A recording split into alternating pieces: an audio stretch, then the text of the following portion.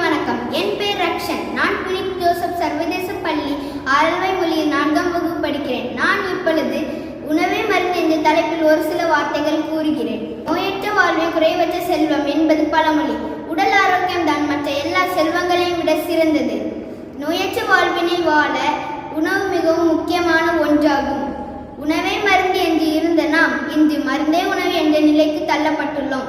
அறுசுவையோடு மருத்துவ குணம் நிறைந்த பொருட்களை கொண்டு சமைத்து உண்டு நீண்ட காலம் வாழ்ந்தனர் நம் முன்னோர்கள். ஆனால் இன்று நாம் நம் உடலுக்கு தீமை தரக்கூடிய துரித உணவுகளை பெரிதும் விரும்பி உண்டு பலவிதமான நோய்களுக்கு ஆளாகி விடுகிறோம். எனவே மாணவர்களாகிய நாம் சிறு வயதிலிருந்தே நம் முன்னோர்கள் காட்டி சென்ற உணவு பழக்க வழக்கங்களை கடைபிடிப்போம்.